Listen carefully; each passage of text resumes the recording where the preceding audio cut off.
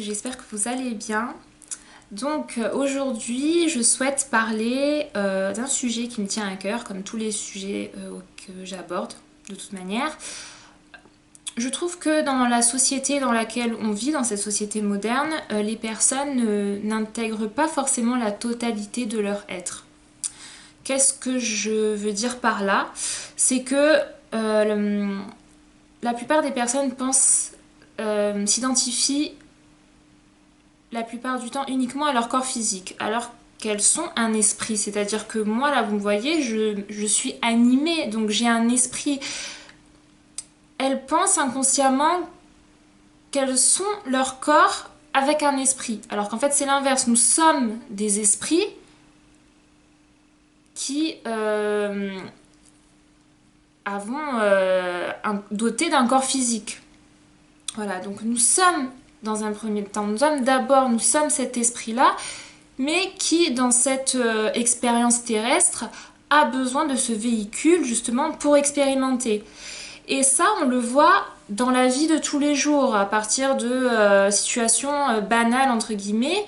Lorsqu'une personne a des douleurs au ventre, qu'elle a un mal de tête, qu'elle a de la fièvre ou que sais-je, elle n'a aucun problème pour aller chez le médecin.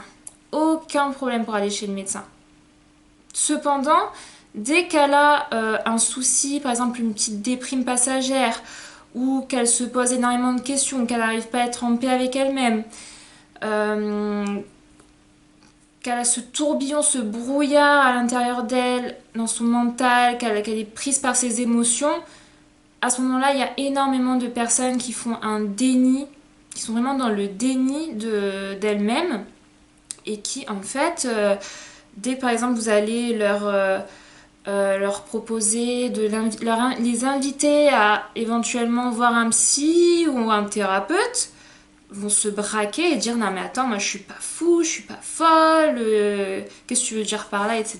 Ben, en fait t'es un esprit, en fait t'es un esprit qui est incarné dans ce corps, donc arrête de te prendre pour un robot. Voilà, je sais que des fois on a peut-être du mal à faire la différence lorsqu'on est constamment en fuite et qu'on ne fait plus de retour à soi-même, mais posons-nous un instant, essayons de nous centrer, et oui, nous sommes des esprits, donc on le voit énormément, par exemple, dans cette société qui est vraiment basée sur l'apparence, c'est-à-dire qu'il y a énormément de personnes qui vont faire du sport, qui vont prendre soin d'elles au niveau du corps. Qu'est-ce que prendre soin de soi? C'est pas uniquement basé sur le corps physique, c'est pas uniquement faire sa toilette du matin ou du soir, se maquiller, se coiffer, euh, se brosser les dents, courir. C'est pas que ça, il y a aussi une hygiène à avoir pour notre vie intérieure, parce que nous sommes des esprits, nous ne sommes pas qu'un corps en fait.